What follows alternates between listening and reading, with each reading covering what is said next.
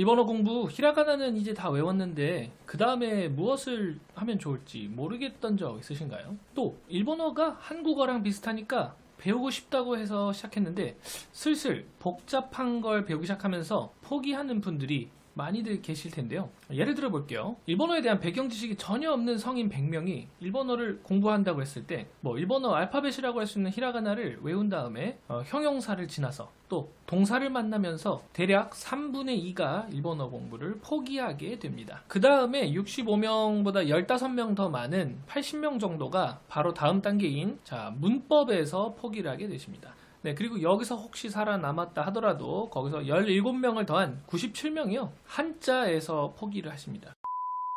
이번 영상에서는요. 일본어 공부를 노베이스 상태에서 시작해서 마스터까지 겪게 되는 7단계를 난이도 순으로 한번 정리해봤고요. 각 단계별로 기초 개념을 조금 설명드리고 또 공부하는 방법을 간단하게 말씀을 드릴 예정입니다. 그래서 이 영상을요 처음부터 끝까지 봐주신다면 일본어 공부가 이렇게 시작돼서 어디까지 가는데 그 중간중간에 어떤 어려움들이 있겠구나 조금 예상해 볼 수 있는 계기가 됐으면 좋겠고요. 또 일본어 공부를 이렇게 전체적으로 해나가시는데 큰 그림을 그릴 수 있는 계기가 됐으면 좋겠어요. 자, 본격적으로 난이도 순으로 본 일본어 공부 7단계 한번 보시겠습니다. 자, 7단계인데요. 이 순서대로 공부하세요라는 순서는 아니에요. 학습의 순서는 아니고요. 난이도의 순서다라는 걸 기억해 주세요. 학습을 하시게 되면요. 이것들이 조금씩 섞여서 동시에 일어나죠. 자, 1번 문자, 히라가나, 가타카나라고 하는 개념이네요. 난이도는 별 5개 중에 하나를 줬습니다. 뭐 간단해요. 일본어를 시작하면 모든 분들이 처음에 반드시 거쳐야 되는 부분이 있고요. 이 자체가 그렇게 큰 난이도는 아니라는 거. 그리고 일본어의 문자는 한자도 있는데 뒤에서 조금 따로 얘기하는 걸로 하겠습니다. 이거는. 그래서 히라가나, 가타카나 어떻게 하나요? 간단하게 그냥 설명드리면요. 다 필요 없어요. 뭐 누구한테 돈 내고 배우지 마세요. 유튜브 보고 그냥 검색하세요. 히라가나, 가타카나 외우는 법. 아니면 히라가나 4글자만 검색해도 정말 많은 유튜버들이 또는 유명한 어학원들이 자기들의 동영상을 공개해 놨습니다. 그거 보시면서 강사님이 하시는 말씀 들으면서 따라 쓰시면 돼요. 종이 그냥 A4 용지, 이면지 가져오셔가지고 하나씩 따라 쓰시면 되고요. 따라 쓰실 때 획순 같은 거 지켜서 쓰셔야겠지만 따라 쓰는 것 자체가 어려운 일이 아니고 그 다음에 다 썼다고 했을 때 플래시카드로 좀 반복을 하시긴 해야 됩니다. 플래시카드라는 게 뭐죠? 그 카드 앞면에는 히라가나 써있고 뒷면에는 발음 써있어가지고 이렇게 앞면만 봤을 때 발음 읽어보고 맞았는지 확인하는 거, 요 작업을 계속 좀 해주면 좋습니다. 자, 만약에 히라가나랑 가타카나 다 뗐어요. 그러면 이런 것들을 이제 바로 읽어낼 수 있어야 되는 거죠. 한번 읽어보실까요? 자, 제가 읽어보겠습니다. 이네토 사브스크 이마스그 니시테네 이렇게 써있죠. 자, 무슨 뜻일까요? 그냥 발음만 하고 넘어가긴 아쉽죠. 뜻도 알아볼게요. 자, 좋아요와 구독 지금 바로 하라. 네, 그 다음에 이제 문자가 끝나면요 형용사로 넘어오시게 됩니다. 형용사로 넘어오게 되면요 조금 난이도가 올라갑니다. 별 5개 중에 2개를 줬어요. 하지만 기본 개념은요 사실은 5분이면 정리가 돼요. 표 하나로도 정리가 된다는 얘기예요. 하지만 그것을 숙달하는 데는 수개월이 걸립니다. 빠르신 분들은요 2개월 정도 걸리고요. 정말 빠르신 분들은 빠르다는 건 뭐냐면요 그분이 뭐 언어적으로 타고났거나 이렇다기보다는 일본어를 이미 좀 많이 들어보신 분들인 거죠. 예를 들어 애니나 일들을 보셨거나 아니면은 꼭 그걸 보지 않으셨더라도 공부한 이후부터 많은 일본어 노출, 일본어에 대한 노출량을 많이 늘리신 분들을 말하는 건데요. 그런 식으로 좀 빨리 숙달하신다면 2개월에서 뭐 오래 걸리신 분들은 6개월 뭐 이렇게 걸릴 수도 있을 것 같아요. 뭐 더 오래 걸린다면 1년도 걸릴 수 있을 것 같은데 숙달은 결국은 많이 노출을 해보고 많이 써보는 것의 문제이기 때문에 그것은 여러분들이 하기에 나름입니다. 저기 보면은 2종류가 있다 형용사에는. 그리고 8가지 활용이 있다고 써있죠. 그리고 반말과 존댓말 정도로 나뉘는 거 요것만 알면 되거든요. 그것을 한 표로 정리하면 이런 식으로 정리할 수 있어요. 필요하신 분들은요 영상을 일시정지하고 이렇게 보셔도 좋고요.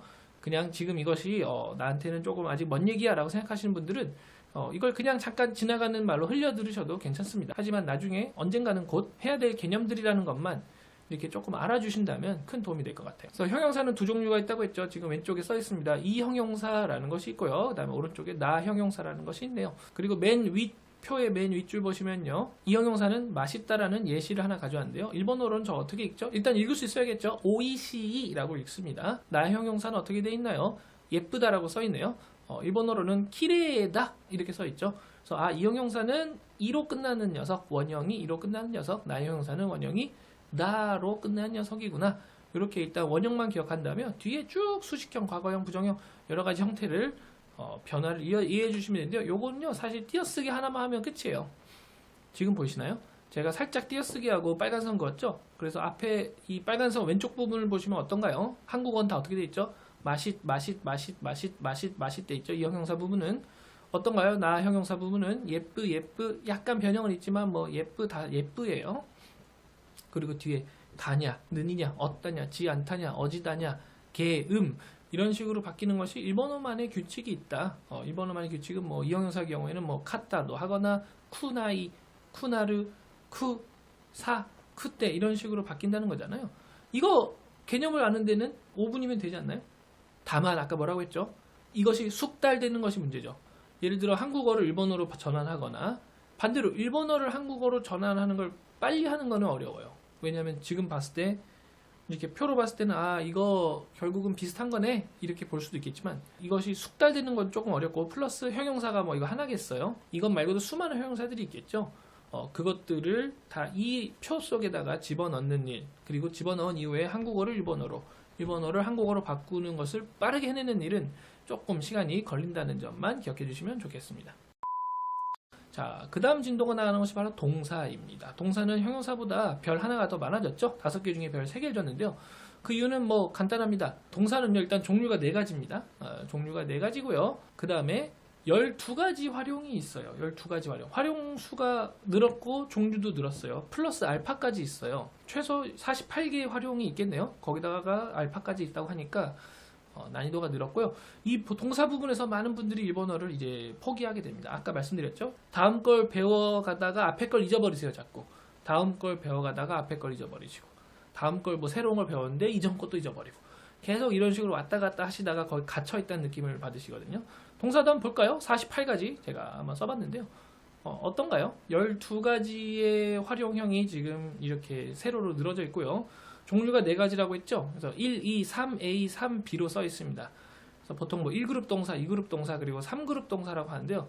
3그룹 동사는 사실은 조금 나뉘어요. A랑 B로 나눴는데 유사할 듯 유사하지 않기 때문에 따로 외워야 되는 부분이라서 한번 별도로 체킹을 해본 거예요. 이런 것들을 다 이제 한번 외워야 된다는 게 조금 동사가 쉽지 않은 부분, 그렇게 느껴지실 거고, 아까 말했죠. 형용사 때도 숙달에는 몇 개월이 걸린다고 했죠. 동사 같은 경우에도 더 걸리면 더 걸렸지 형용사보다 덜 걸리진 않습니다. 하지만은 이 동사를 처음에 했는데 다 한 번에 알아야 되는 아니에요. 제가 지금 저는 큰 그림을 보여드리는 거기 때문에 이 표를 초보자분들한테 이 표를 주면서 내일까지 외워오세요는 아니거든요. 그런 건 아니기 때문에 그냥 큰 그림을 보여드리는 거고요. 처음에 하면요, JPT 기준으로, JPT라는 건 일본어 능력 시험이고 N1부터 N2, 3, 4, 5가 있죠.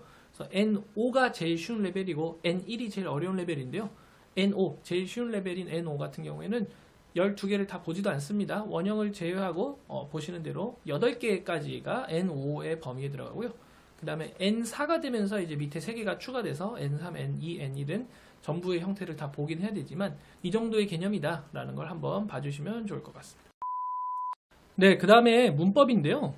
우선은 별 5개의 난이도를 3.5개를 주겠습니다. 왜냐면요, 아까 전에 형용사나 동사 같은 것들이 계속 나와서 또 문법에서 정형이 연결이 돼요. 조금 더 개수가 많고 그 양이 조금 더 방대하기 때문에 0.5개의 별을 더 준 거고요.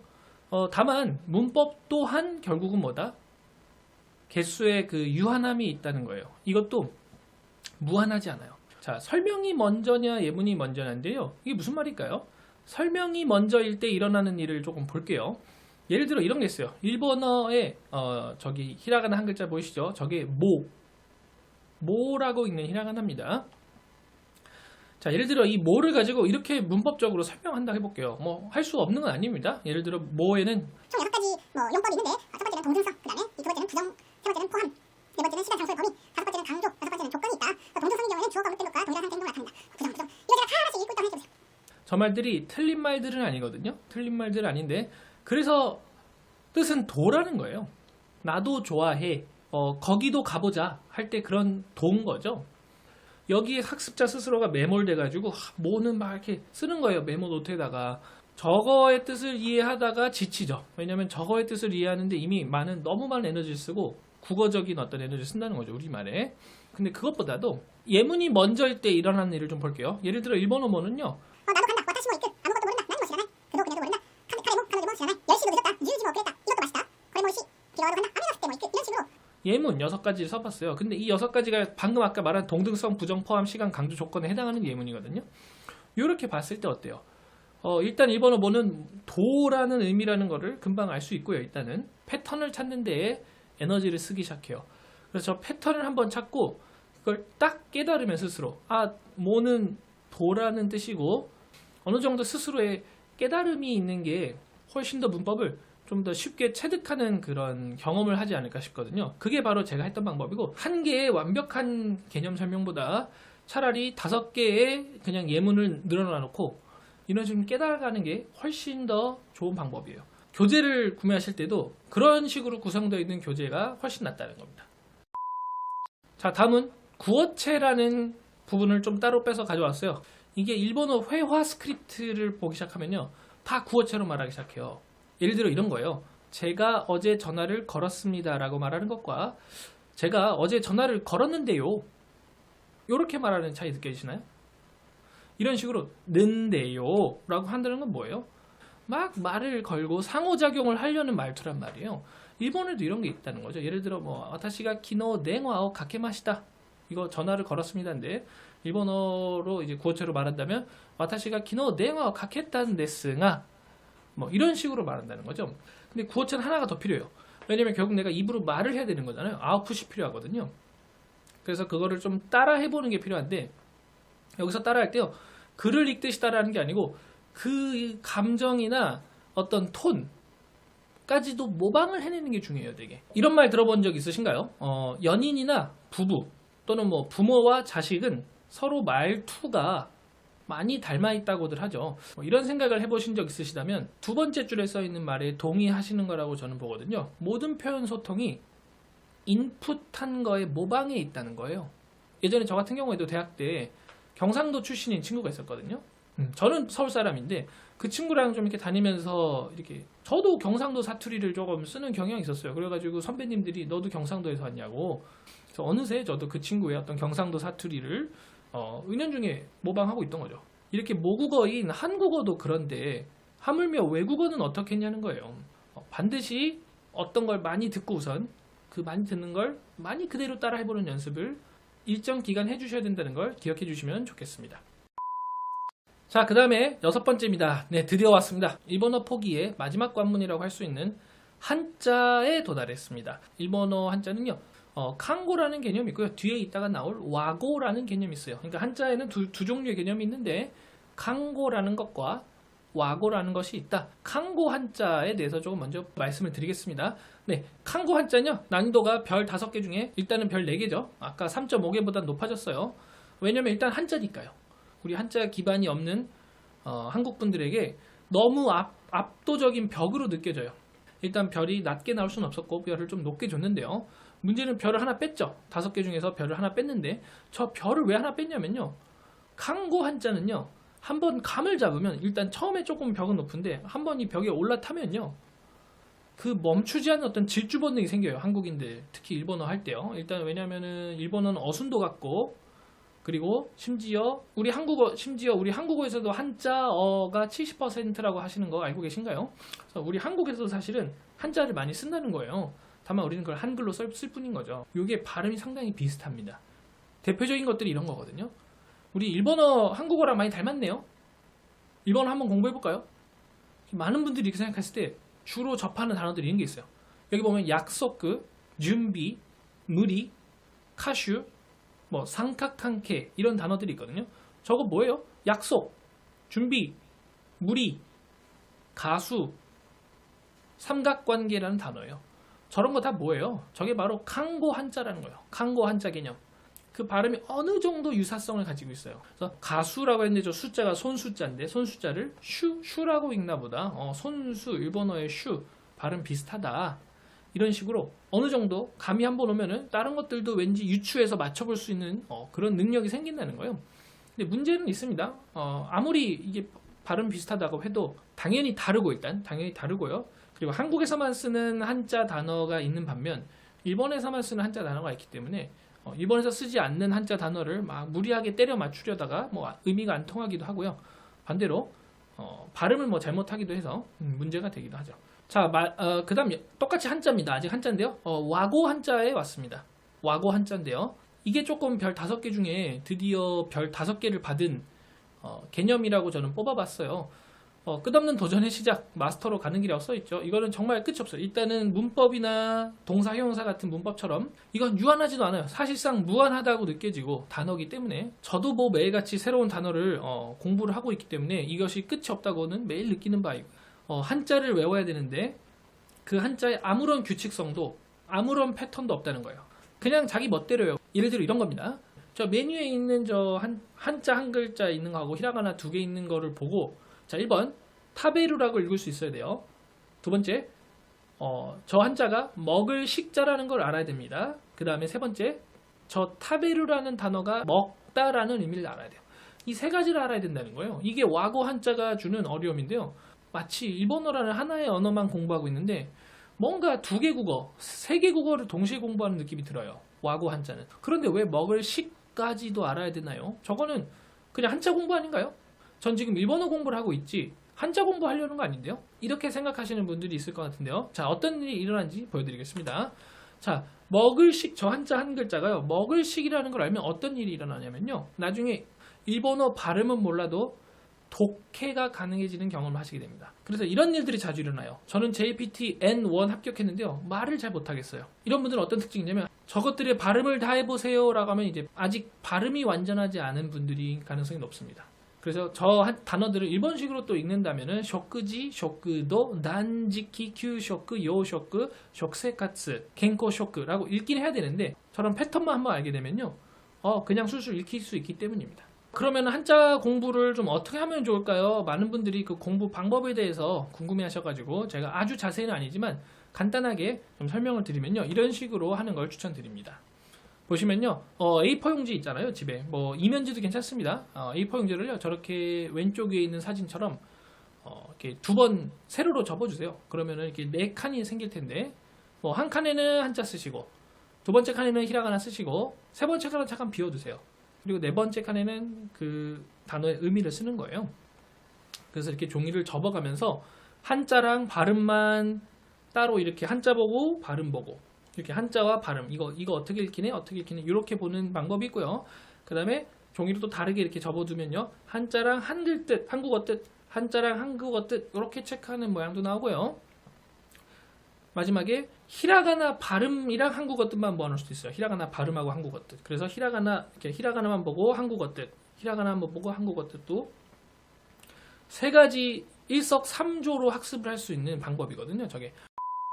자, 마지막 7번째 단계는요. 오노마토페라는 개념까지 왔습니다. 오노마토페는 우리말로 하면요. 의성어 또는 의태어에 해당합니다. 나중에 조금 예시를 들어드릴게요. 와, 이게 난이도 별 5개에 5개 혹은 그 이상인 것 같아요. 왜냐면 이거는요. 뭔가 잡힐 듯 말 듯 안 잡혀요 계속. 오노마토페 같은 게 이런 거죠. 예를 들어 보글보글, 성큼성큼, 째깍째깍, 부랴부랴 같은 거예요. 아까 말씀드렸죠. 한국어로 우리말로 하면은 의성어, 의태어에 해당한다고 해서요. 우리 원어민으로서의 한국인이 보글보글을 보면은 아마 100이면 100 그 생각을 할걸요? 무슨 생각 나세요? 된장찌개, 김치찌개 생각 안 나세요? 그 뚝배기에 끓이는 그거 보글보글 하는 소리가 막 올라오지 않아요 지금? 근데 이걸 우리가 배웠나요? 어디서 막 단어장 쓰게 해가지고 선생님이 어렸을 때 초등학생 때 이거 외웠나요? 그렇지 않죠? 일본어로 써있다면 그게 보세요 한번 그츠그츠, 느끄느끄, 먹고먹고, 으라그라 이런 단어가 있어요. 이거를 무슨 말인지 한번 이해해보세요라고 했을 때 저는 일본어를 아무리 책상에서 이렇게 공부를 해도 와닿지가 않는다는 거예요. 왜냐하면은 비원어민이기 때문에 외국인 환경에서 공부했을 때 저런 단어는요 정말 다 배우고 문법도 단어도 한자 다 배우고 마지막에 조금씩 뭐 단어 배울 때 조금씩 배우는 거거든요. 그래서 조금 난이도를 많이 준 이유고요. 네, 지금까지 시청해주신 여러분은 아까 초반에 말씀드린 아마 상위 3%그 이상으로 올라가실 분들이 아닐까 저는 생각하고, 사실은 여러 단계를 제가 소개를 했어요. 난이도별로 나눠서. 그런데 각 단계별 자세한 공부 방법에 대해서는 영상 길이를 고려해서 일단 오늘 하진 않았거든요. 제가 유튜브 시작한 이유가요, 제가 가르쳐드리고 있는 일본어 수강생분들이 일본어 공부에 대해서 많이 궁금해하시는 것이 있었고, 또 일본어 공부하시면서 또 어려워하시는 것이 있었는데, 제가 그분들한테는 1대1로 당연히 말씀을 드리죠. 오늘 같은 말씀 플러스 더 자세한 이야기를 드리는데, 유튜브로 해본다면 더 많은 분들이 일본어 공부에 대해서 더 많은 분들이 궁금증을 해소할 수 있고, 더 많은 분들이 공부하면서 어려웠던 것을 해소할 수 있지 않을까 해서 유튜브를 시작했거든요. 그래서 조금 더 댓글로 많이 남겨주신다면요, 제가 앞으로의 영상 제작에 참고를 하겠습니다. 자, 오늘 영상이 도움이 되었다면요, 구독과 좋아요 눌러놓고 계속 봐주시고요. 네, 마지막으로요, 일본어 능력이 필요하신 분들이 있을 거예요. 내가 조금 지름길로 가고 싶다, 혼자 이렇게 보면서 터득해가면서 가는 것도 좋은데 내가 조금 더 지름길로 가고 싶다 하시는 분이나, 아니면 진짜 다 좀 급하게 필요하다 이런 분들이 있다면요, 제가 지금 1대1 과외를 하고 있는 플랫폼에 등록되어 있는데 그 플랫폼에 오셔가지고 제 체험 수업을 한번 들으러 오세요. 그래서 만약에 거기 플랫폼에 로그인 하시고 저한테 메시지 주셨을 때 이 영상 보고 왔다고 하시면요, 체험 수업은 무료로 해드리겠습니다. 다만 그 체험 수업 무료 이벤트가 언제까지일지는 저도 모르겠어요. 언제까지 할지는 모르겠지만, 체험 수업에 이렇게 신청하시는 방법은요, 고정 댓글과 영상의 설명란을 확인해 주시면 감사하겠습니다. 그곳에서 또 말씀 걸어주시면 감사하겠습니다. 노베이스부터 마스터까지 일본어 공부, 그거를 말할 자격이 있는지, 제가 그것들을 다 겪어보고 하는 말인지 간단하게 제 자기소개부터 조금 시작을 할게요. 자, 저는 일본어를 중3 때 그냥 학교에서 하라고 해서 했어요. 그냥 아이오에오 외우라고 해서 외웠고요. 그리고 나서 이제 조금 일본어에 좀 심취하게 된 계기가 있는데, 고등학생 때 부 JLPT 2급을 이제 무턱대고 신청을 했어요. 그래서 무턱대고 신청을 하고 어떻게든 되겠지 부랴부랴 좀 2달 동안 집중해서 공부했던 기억이 나는데요. 그때 결과가 2급의 턱걸이로 합격했던 결과가 아직도 기억이 나요. 대학생 때 저는 이제 교환학생을 일본으로 갔어요. 일본의 도쿄에 있는 히토츠바시 대학이라는 곳에서 1년 동안 공부를 했고요. 1년 동안 공부를 한 다음에 그냥 펜만 들고 가서 아무런 준비도 하지 않고 이렇게, 그 당시 저 스스로를 이제 테스트 해보려는 생각이 있었어요. 내가 1년 동안 공부했는데 이 N1을 아무 공부하지도 않고 보면 몇 점이 나올까 하고 봤던 시험이 바로 이제 180점 만점에 177점이 나왔던 이제 성적표가 있습니다. 그때 기억이 아직도 나네요. 그리고 나서 또 최근에 본 시험으로는 JPT라는 시험이 있는데요.